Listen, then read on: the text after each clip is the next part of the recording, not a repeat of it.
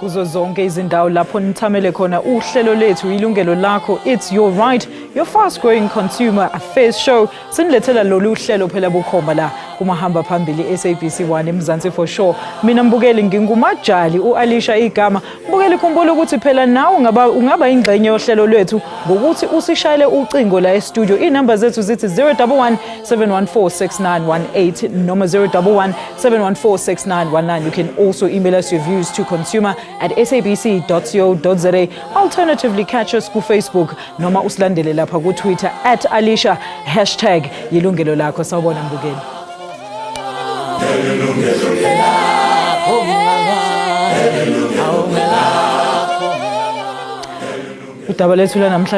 Staying fit and healthy is a popular New Year's resolution for many consumers, and many cannot wait to get started. But there's a catch. Many have become victims of smooth-talking sales reps duping consumers to just sign on the dotted line. And this has left many with emotional as well as financial stress. Now, how is this exploitation of powerless consumers continuing without even a challenge? Well, joining me in studio today to discuss this, Masamgele, yena Mr. Scott Schroeder. He is the chairman of IREPSA. Sipinde Samgele Nosisthezi Mabuza, yena Deputy Commissioner, khona lapha kwi-National Consumer Commission. Ladies and gentlemen, a very good afternoon to both of you. Thank you so much for joining us on the show today. Thanks for having us. Let's start with you, Scott. I don't think many people are familiar with your organization. Tell us a bit about what RSPA does.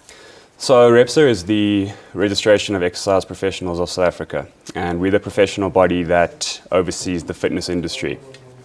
That means we're responsible for setting the standard, maintaining the standard of the trainers and the fitness professionals out there, the people that are engaging with the consumer in the gym, and making sure that the consumer is protected, knows their rights, has an understanding about what their trainer can actually do for them, and the different levels of accreditation and education that allow trainers to have their scope of practice.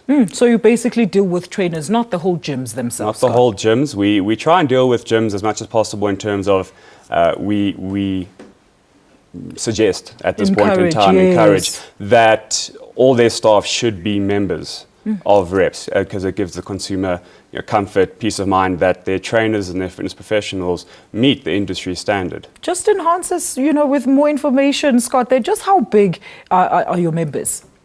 We have about 5,000 registered members currently. But we do know that there are about another 10,000 out there that aren't yet registered and are not complying with the industry standard.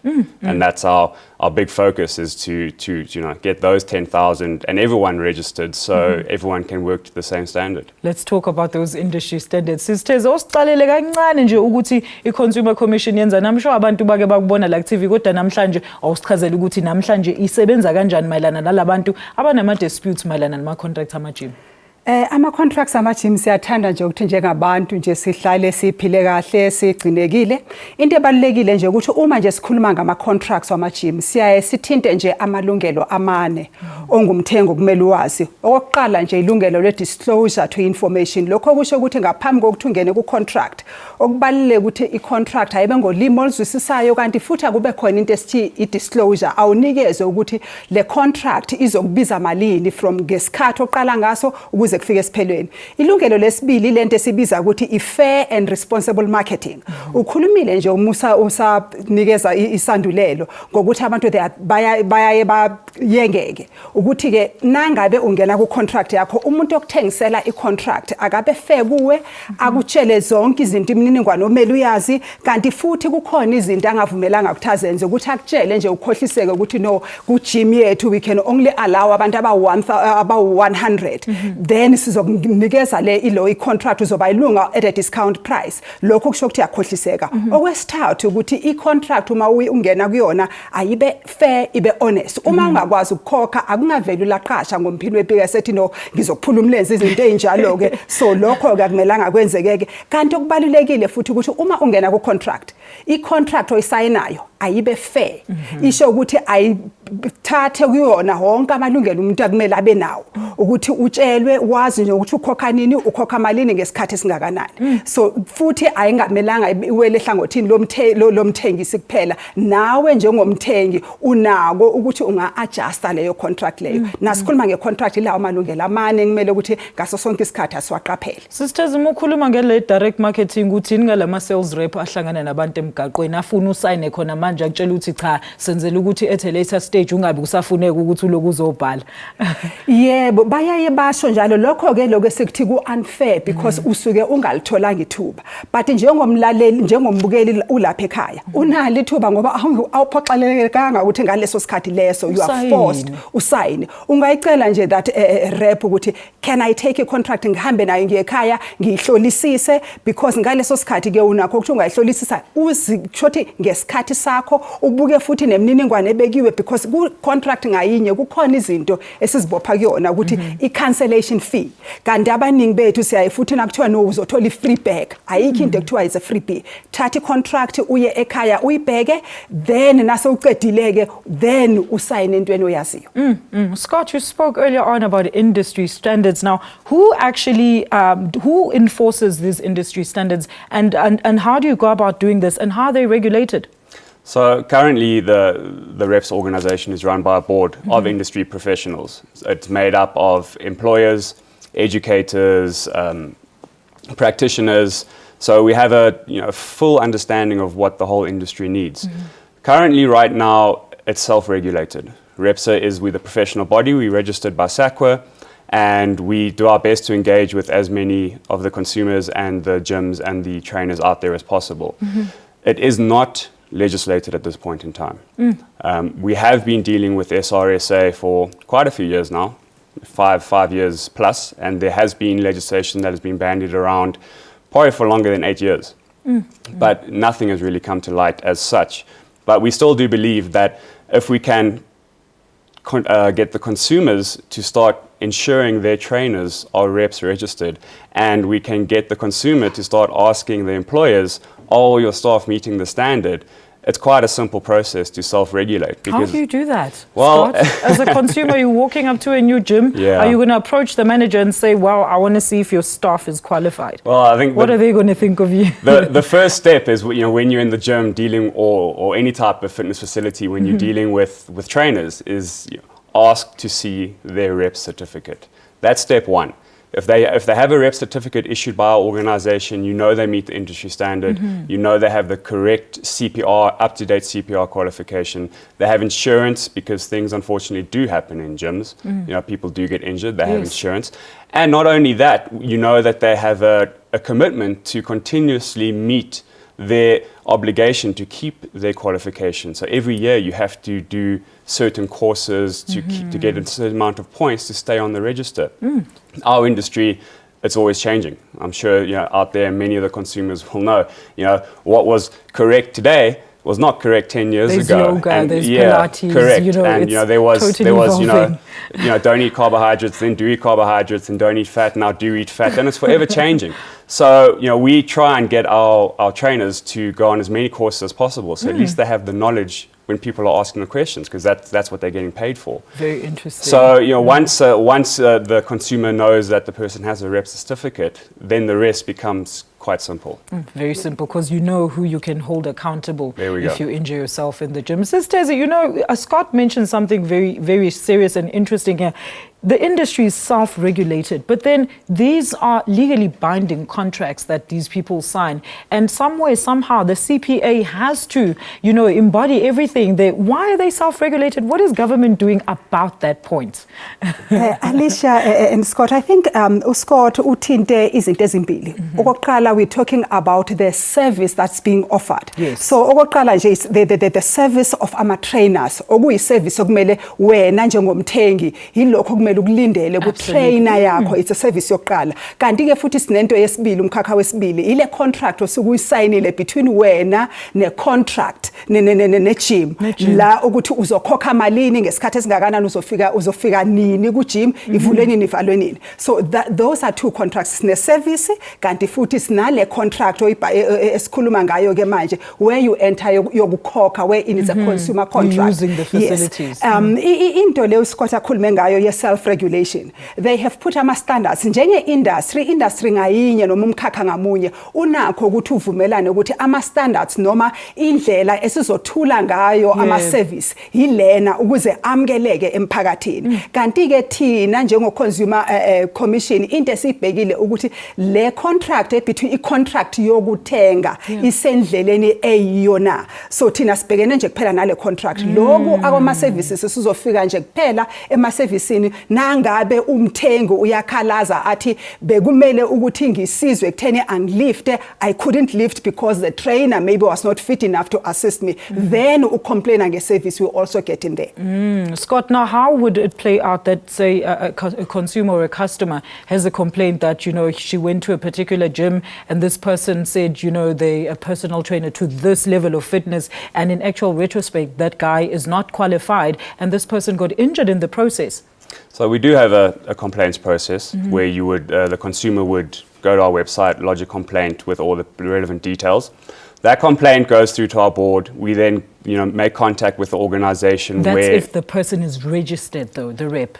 No, even if they're not registered. Okay. So what will happen generally is if the person didn't have the correct qualification and they weren't registered on our register, that's normally when we do get complaints. We've never really ever had a complaint with someone that is on our register because they're well qualified and they're doing what they need to do.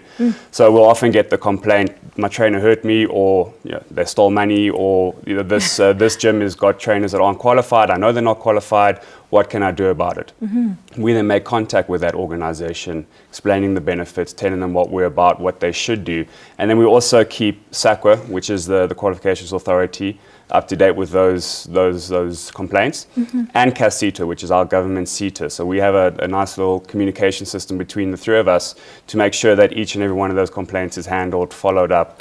And Hold that thought right there, Scott. We're due for a very quick ad break. Mbukeli, ake sithi ukuyigoba lapha indaba yethu sithi nje shelele ngaseyitolo, hlala nje lapha. Siphinde sikwamukele mbukeli la kwilungelo lakho, it's your right. Sixoxa ngezinto phela kumele uzibhekisise kakhulu ngaphambi kokuthi wena usayine i-contract yasejimini. Now to participate, our numbers are on your screen. Siyatholakala futhi ocingweni naku Facebook naku Twitter, asihlangane lapho. All right, now I just want to get into the nitty-gritty now, into the details. Sisters, why is there such little awareness about our rights, our consumers, when it comes to our contract afana nama-gym?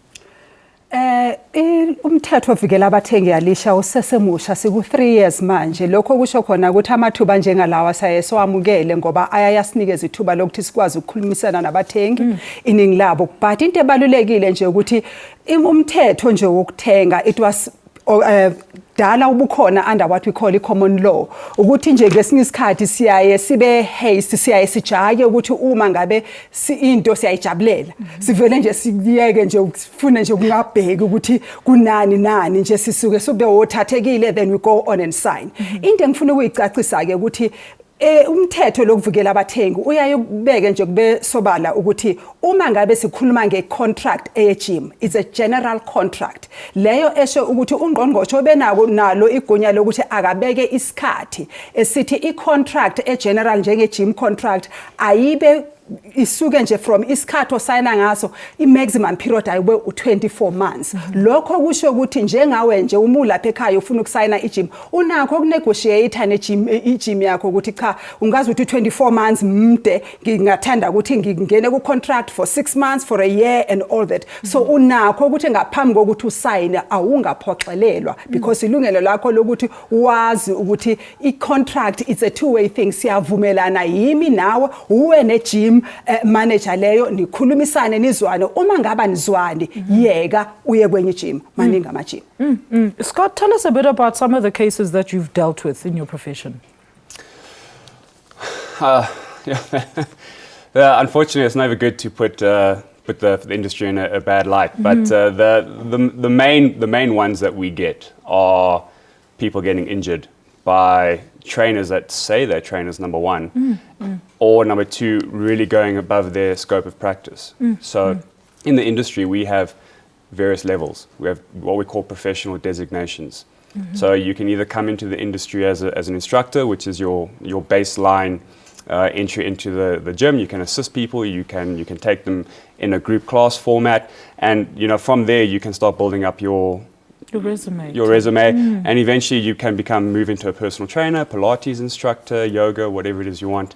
But then there's even higher qualifications, like an exercise specialist, who can actually deal with people that are injured or old or they're young. And unfortunately, we have trainers that will, just to get a client, they'll tell the client, I can train you and I can do that, and that is in my qualification, and then ultimately it's not. So, people then end up getting injured, and then they contact us wanting to know what their recourse is. My trainer said I can, but they injured me due to negligence, so what can we now do? So, and again, we're always going to go back to that first step. Yes. Check, does your trainer have a rep certificate? If they have a rep certificate, it will tell you exactly what level they can train people at, and exactly who and what they can do.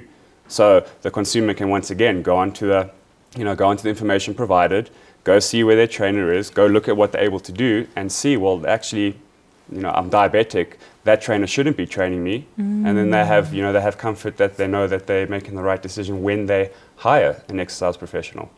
Sisitheze sikhuluma ngalento ukuthi abanye abantu bethu bafuna ukusheshe nje baqede izinto angabuki ngisho ama details. So how then does one get that space nesikhathi sokuthi ahamba yo verify and prove as well mase lethi icala kunini ukuthi yazini lo muntu bengekho qualified? Nidila kanjani nalokho?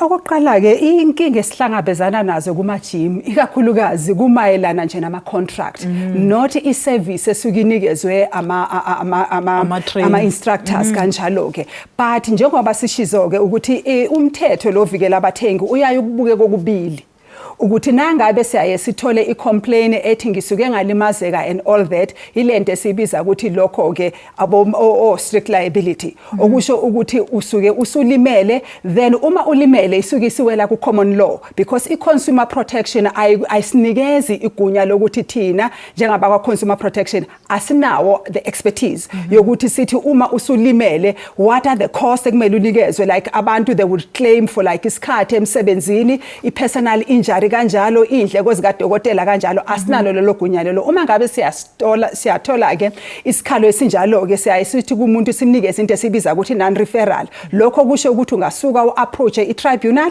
yethu ekuyi-National Consumer Tribunal ezosho ukuthi cha ngempela ke lokho, then they would look into whatever imininingwane osukuyinikezile bese bayasho ukuthi no, then instructor was negligent in that, then you can approach i-court. So ungeza kithi sizokunikeza non referral, you can still follow that up ngalento esibiza ukuthi common law, ukuze ukuthi because i-court of law inakho ukuthi ingasho ukuthi indleko zakho uma usulimele kanjalo zisuke zibe ngakanani. Sisitheze leyo process, it sounds like inde kakhulu umuntu usuke se recover ngisho esibhedlela kuzobe sekufuneka nezimali phela ukuthi aclaim la ebese esibhedlela. How long is this process? Uma ulethe isikhalo ke kuthina, normally it takes us into esishoyo it's 80 working days ukuthola ilona go through yonke i-process leyo, ngoba uyayoletha isikhalazo sisithumele ku respondent lo muntu osukukhalaze ngaye, let's say leyo gym leyo osukukhalaza ngayo, sibanikeze ithuba nalo because umthetho lesikhuluma ngayo ukuthi abaziphendulele bese bayasho ukuthi cha thina sibona kukhona hleze iphutha esilenzile noma alikho, nangabe likhona ke sizosho nje ukuthi futhi what we call ukuthi i-recourse osuke wena uyicelile ukuthi no mina bengifuna ukukhokhelwa, immediately na usho nje ukuthi ngifuna ukukhokhelwa kusuke seku outside asagunyaziwe ukuthi singabuka leso sikhalazo sakho, then we will give you what we call non referral. Normally it takes isikhathi nje less than 2 months sizokunikeza non referral. Nge-non referral yakho uyakwazi ukuya ku tribunal. Now uya ku tribunal, it's at no cost, awukhokhi lutho ku tribunal because lokho kukunikeza sizosho futhi nakule ncwadi esikunikeze yona ukuthi no unalo ilungelo lokuthi unga approach i-tribunal. Then now approach i-tribunal, it's free ku tribunal, then bazobiza i-respondent lo muntu osukukhala ngaye, then nihlale lapho, it's ilento esibiza ukuthi kufana nasankantolo, it's quasi judicial. Then awukhokhi lutho kubona, then futhi ke uyayi ukuthi nangabe sihleze usedeben or ukuphi elisikisiki kanjalo, you can get what you call ilona, you would have a conference call. You don't have to come to them to court. Then they will set you up with a provincial office. Then they will sit through that court. Nangabe ke le instructor noma the gym ithole ukuthi cha iphule umthetho, then you have the right now to ukuthatha le order sukuyinikeziwe, then you approach a court to deal with it. Okay, so it is free, but it does take a bit of time. Ithatha isikhathi ngoba ke sisuke sikhuluma ngomthetho, omunye nomunye umuntu asithathi nje uhlangothi lwakho nje kuphela njengomtheki. Nalo muntu ocomplaina ngaye nayo unalungelo lokuveza umbono wakho ukuthi cha mina ngutshele ukuthi 20 kgs is not fit for you when our insister ngoba ufuna ukuthi ube heavier, over a short period. And your turnaround time in terms of solving problems, Scott. All right, please, before you answer that, Scott, we're going to take a very quick commercial break. Asiphinde siyokhokha izethu ikweletu mbukeli nawe phela ungaphuza amanzi masinye ngoba siyabuya khona manje.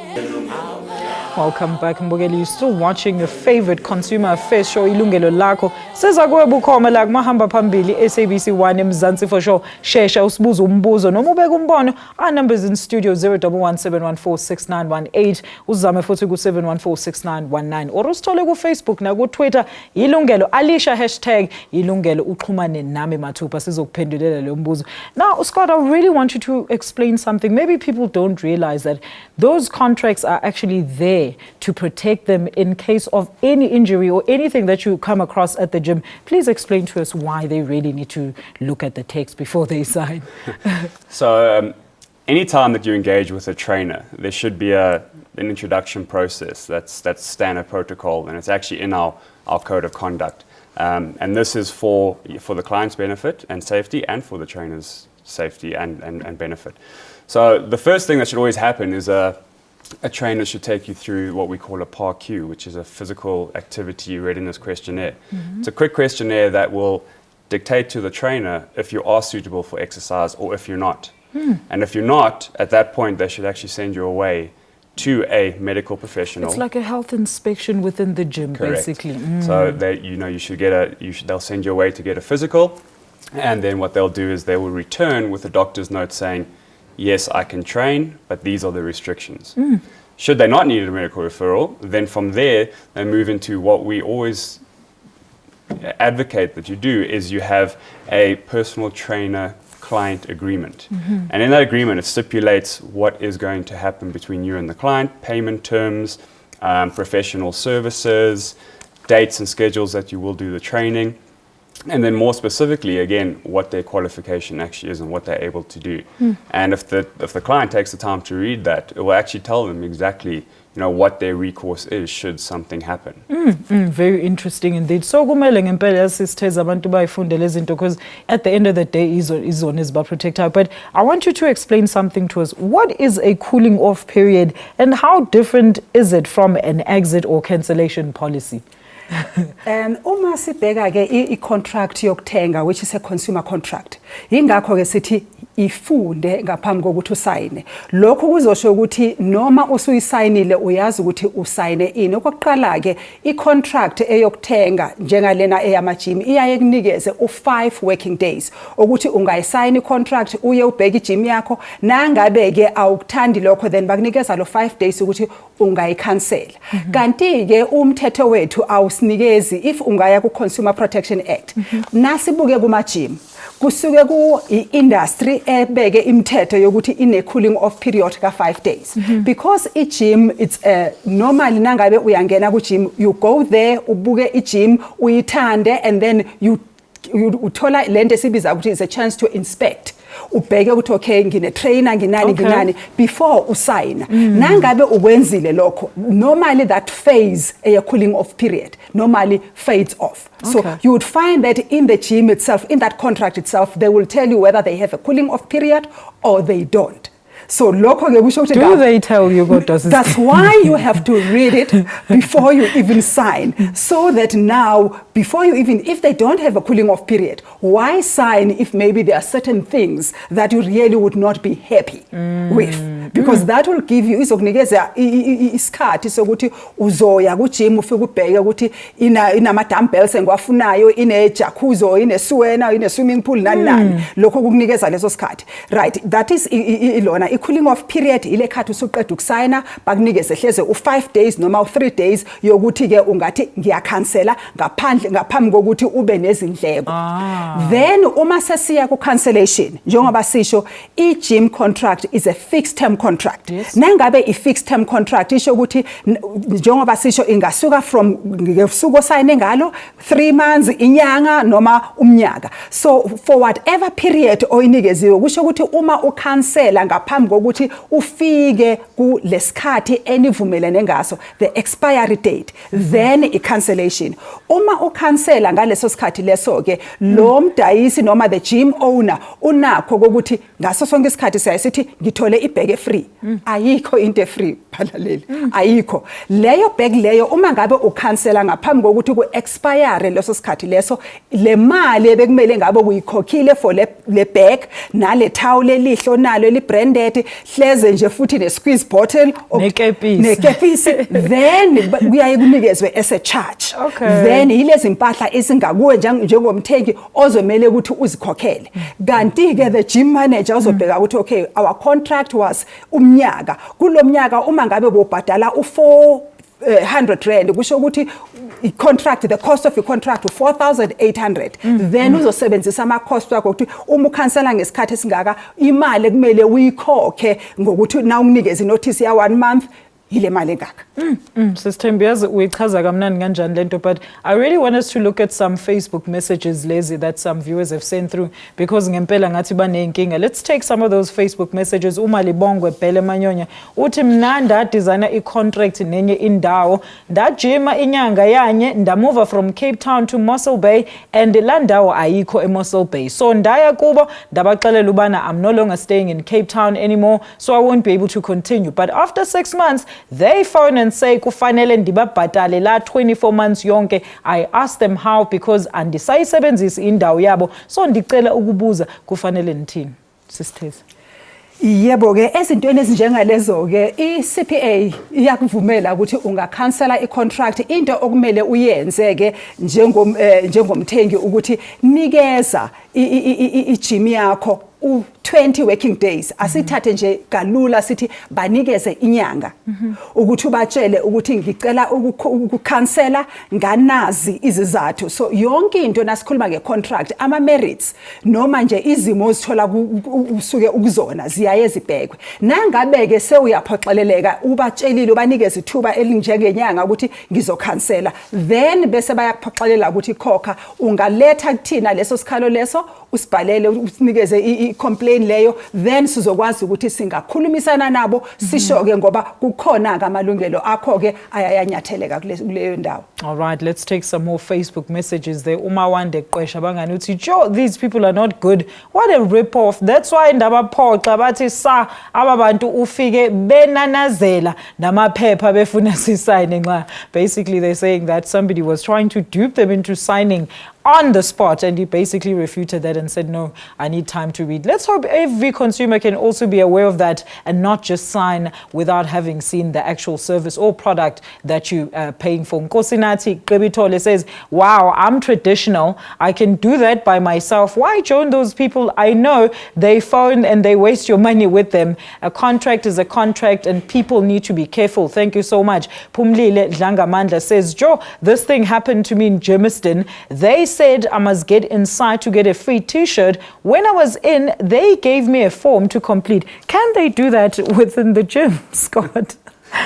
Yeah, okay, I think, just to go back to this one point quickly, just for the consumer's knowledge, that most gyms these days will offer a pay-as-you-go service, a month to month, so they don't get tied in with big contracts, because with the movement of a lot of smaller type gyms, charging month to month, hassle-free as such. And with the consumers, skepticism about should I join the gym for 2-3 years, I don't know where I'm going to be in 6 months. Most gyms, so it'll always be good for your consumer to always just ask the question, do you have month to month? But to answer your question, can they do that? Unfortunately, they can. It's guerrilla marketing, so they will they will offer the world to get you in, and once you're in, you kind of get overwhelmed with everything that's going in on there, and before you know it, you've signed and you're in it. And it's not just the t-shirt that came for free, it's actually the contract that comes with the t-shirt. Bukele siyaxolisa ngathi sike salahlekelana la emoyeni, kodwa ke usazoyithola indaba, kodwa ke sekuyisikhathi sokuthi thina sithathe another commercial break. Please do stay with us. Uqhubeke nje ubheke ilungelo lakho. Siphinde sinamukele futhi babukeli. Lapha ke sisaxoxa ngobungozi bokuthi usayine izivumelwano zokujima ungazange neze ubhekisisa ukuthi yini eziyishoyo, futhi ungazange unikwe nethuba lokuthi uchazelwe phela ngemininingwane yakhona. Ngihleli lapha no Mr. Scott Schroeder from RSPA, that is the Register of Exercise Professionals of South Africa. Siphinde sibe nawo Sisithezi Mabuza, yena ke ubuye kwi-National Consumer Commission. To take part, please go ahead and call us. Our details will be on your screen shortly. Sis Khosi eMpumalanga siyakwamukela ohlelweni sis. Khosi eMpumalanga usekhona elayinini? Yes, ngisekhona sisi. Siyakubingelela sisi wami, sicela uqhubeke ngombuzo noma umbono. Okay, nginombuzo ngala mina ne. Yebo sisi. Okay, ngijoine i-gym ne. Yebo sisi kuba Virgin ne. So I called them to find out ukuthi is it able for me, can I cancel my contract? Because I don't have time anymore to go to the gym due to my job thing. Ngisebenza kakhulu, so I don't have time. Yeah, so imali iyadon, but I don't have time to go to the gym. So bangitshela ukuthi I have to pay a cancellation fee. And now to pay that cancellation fee, it's more than way of imali ngikhokhayo every month. Okay, sis. Le contract ibisini isikhathi esingakanani uyithathile sis? I'm still having 1 year now. I still have another year to go. Oh, okay. So ubusu bekwe ya 2 years wena ucele ukukhansela khona manje ngoba usumove emsebenzini. Sebeqhubeka ukuthatha ama debits esikhathi esingakanani? It's about a year now. It's about a year ungasayi wena ejimini. Yes. Okay. Awubambe kanjalo? Yebo sisikhosi. Okay, in that year maybe ngiya twice or once in a month. Oh, so you still use the facilities sometimes. But I've got that 5-6 months I don't even go to the gym. Okay, kodwa bona abafuna ukurelease kwi-contract bathatha nje ama debits. Yes, they tell me what I have to pay a cancellation fee. Okay, all right sisikhosi, uma ungabuka nje lapho kumabone kude wakho nangu sisitheze engathi mhlawumbe uzokuchazela kangcono. So says, and this was my very next point. So debits is a very important issue here because a lot of people are complaining about the fact that while I don't go to the gym anymore, they automatically think that the debit is not going to go off. Please clarify that. Yes, when you go into a contract, you have agreed actually to ukuthi ukhokhele lo muntu e-gym monthly, and then wenze isivumelwano naye ukuthi this is how indlela azoyithola ngayo imali yakhe. Uma ngabe uyakhansela besisho ukuthi bhala leyo cancellation inotice yakho yibhale phansi inivumelane, ungafoni nje kuphela. Akube khona into ebhalwe phansi inivumelane ngayo ukuthi cha nginikeza 20 working days yokuthi sengizokhansela. Yebo ulona the gym owner uvumelekile ukuthi angakcharge i-cancellation fee. I-act yethu iyaye isho ukuthi i-cancellation fee ayibe reasonable. Nasithi into i-reasonable usisuke sibheka ukuthi kule contract yakho ubukhokha malini, isele nesikhathi esingakanani, and then from there uzobheka ukuthi izindleko zakhe kuleyo contract leyo yakho kusuke kube imalini. Mina bengingathi bhala phansi usho ukuthi yebo sengiyakhansela, akunikezeke i-cancellation fee, then bese ni udispute i-cancellation fee kunokuthi ubulokhu manje uchubeka nokuthi uzoya once uye kabili, because lokho kusho ukuthi hleze usebenzisa isikhathi ukuthi uphume ku contract. Cacisa ukuthi ufuna ini. Uma ungasafuni then banikeze 20 days uthi angisayi ngizokhansela until nikunikeza i-cancellation fee. Then silwele ukuthi i-cancellation fee ayemukeleka. Kodwa kusemthethweni sisitheza ukuthi bona baleyo bedonsa imali while you in the process yokunegotiate ukuthi cancel i-contract. Cha, asisho ukuthi i-cancellation ayinegotiatwa. Okay. Uyabatshela ukuthi ngizokhansela ngalolu suku. And then ngikhansela futhi ne-debit order bengicela ukuthi nginikezeni i-cancellation fee. Bazosho bona ukuthi i-cancellation fee imali ethize. Then lokho kunye okwenzeka ngamuva then uzokhononda kakho. Oh, okay. So usisikhosi kahle kumele nangaphinda libhade ejimini mangabe usethi yena usefuna ukukhansela. Yebo. Okay, you can't use it time to time. Sisikhosi, I hope usizakele lapho la. Asithathe ubhuti Samuel eKempton Park. But Samuel, siyabonga ukubamba ocingweni bhuti, sicela uqhubeke nombuzo noma umbono. Okay. Yebo bhuti Samuel, go ahead. Okay, how are you, Mama? Siyaphila bhuti wami, please go ahead with your question or comment, sir. Okay, the thing I hear you talk about the problem with the contract. So I did sign the contract 5 years back, 5 years ago. So, but I was unaware that is a contract because they come to me, they say it's a voucher. What they give me 30 days to gym. But Okay. so after I signed that, 5 years later they came to me with a garnish order. They say I owe them 16,000 rand. And at the beginning, it was not like it's a contract. It was a voucher that I can go and see if I like the gym. Oh, so Samuel, what did they tell you exactly when they gave you this agreement, when you agreed with them? Bebekutsheleni kahle kahle? So that thing came. There was just the people on the street. They say it's for the gym. I can't mention the name of the gym. Yes, but please they say, don't. We give you this voucher and you can gym for 30 days. After 30 days, you can decide if you want to gym with us or what. But at the moment, you have to sign a contract that you're gonna be there for the 30 days. So I was not there even one day. But now they came to me, they say I owe them 16,000. 16,000. Did you sign anything, Samuel? Yes, when they give me that voucher, they say I must sign because I have to show Sign the voucher. I have to show when I come inside at the entrance. Oh, I see. But Samuel, please hold. Just watch your television. We're going to answer your question immediately after this. The picture was gone, so I come away. I'm not anymore in front of the television. All right, then. But Samuel, you're going to have to catch the repeat because this is Tezi. We'll answer your question immediately. Or you can stay on the line. Please hold on the line. I want to take somebody else. I want to take Uzikona from East London and just hear what she has to say. Uzikona, Yilungelo Lakho, please go ahead with your question or comment. Hi, Alicia. Hello, Sisi. I've got the same problem with Virgin Active. Yebo, bhuti. On June 2013, ndathatha i-contract yabo yayi 24 months. Sorry, Sisi, yes. Ndathatha i-contract yabo, it was 24 months. Now, ingxaki was that in November, sendiye ndafumana a job in Queenstown. In Queenstown, they do not have Virgin Active. So I told them, ngicela ukhanselisha because Virgin Active akekho Queenstown. They refused and I'm still paying today. Okay, so abafuna ukukhipha kwi-contract even though usubachazela isizathu sis. Yes, because I still wanted to gym but ke ngoku It's just the distance. Okay, sithanda sami siyabonga kakhulu sizi khona sicela umamele kumabona kude wakho. But Samuel usekhona line in? Ngikhona mama. All right, nangu sisitheze uzokuphendula.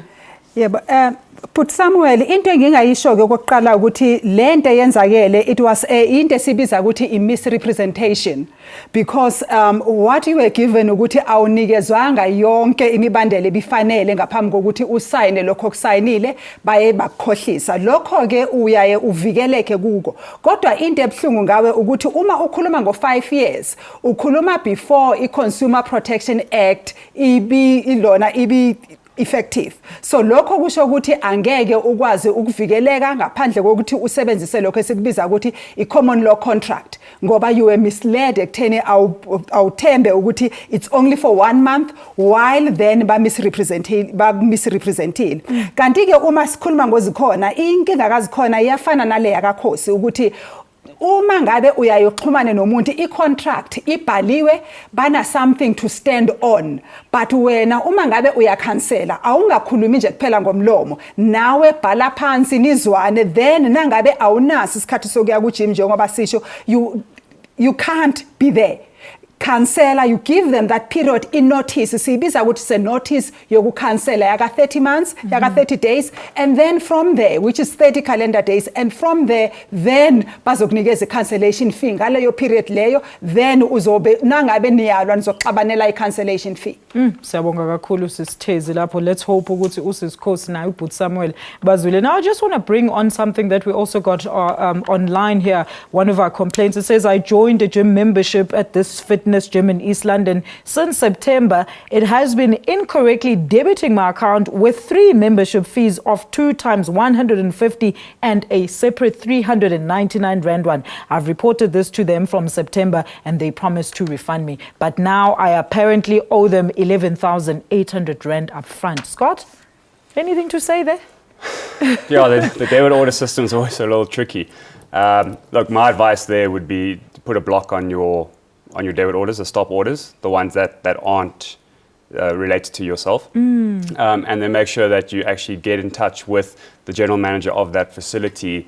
Have it, get in there, have a meeting with him, sit down, put it in writing, and then make sure that the situation gets sorted out. Oftentimes, these complaints, going through so many channels, particularly if it's a chain of gyms, just kind of gets lost in translation. So you would have to, unfortunately, put some legwork in and get in there with the general manager and make sure that it gets cancelled in front of you. My next point, exactly, Scott. When is your agency now going to, or your council going to enforce the gym owners to actually adhere to these standards? Because I think it's going to save them a lot of time and headaches and also some money when it comes to disputes. Yeah. So we have a big drive at the moment with a PR campaign to get everyone aware. So the big employers and the big consumers and the big educators are all on board. And they are all, making sure that everyone is REP certified. It's the smaller gyms that unfortunately don't really comply because back in the history of our industry, it was never ever legislated nor regulated. So now we are regulated, but it's not yet legislated. So we really are trying to push into the communities, to spread the word. And I would also, implore any of your consumers that want to help us, spread the word in their communities, at their gyms. We're always looking for board members that can represent the public and the public voice. Because then we relay that back to government, which is then hopefully the next step, which will be the legislation which we've been working on for the last 5 years. Scott, look, there's pop-up gyms now that, it's businesses between friends and they don't necessarily want to be the big gym to go through registration. Can they then contact your organization to actually verify their reps or have them qualified through your organization? 100%. All right, Definitely. Let's see what the viewers at home are also saying in our Facebook messages there. Khanyindile Ngobo says, kumele ubheke lapho uzothenga khona ngoba namuhla ave bubuningi ubutsotsi. Yes, there's just too many people that are parading as not what they should be. And of course, Zinhle Ntombela says, mina ngicela ukwazi ukuthi wenza njani if you want to register as a professional trainer lapho ku-reps. That's for you, Scott. They want to know, what do they do if they want to register as a professional trainer through you guys? They can make contact via our website, www.repsa.com. There's an actual online application which they can fill in, and then our admin team get hold of them. And we just need to, vet their qualifications, make sure they have the correct insurance and they're a valid CPR. And then we issue the certificate. And what's the future for them if they sign up with you guys? Much better, Scott? Much better. Every employer will take them on board immediately. Awesome stuff. Yeah. So, Tim, let's talk about the final issues now in terms of how do we address this issue ukuthi abantu sihlale sibatshela zonke insuku ukuthi sicela nifunde before nisayina izini. How is the commission dealing with that? Because really, I'm sure you have thousands of complaints only because people just didn't take that little time to actually go through a contract. Asizitshele ukuthi njengomzansi sizofika kulelo zinga lokuthi sifunde ukufunda, let us learn to read. Asingabi matasatasa ekutheni sisayine, ngoba uyakwazi ukubhala ukuthi uvele ubhale.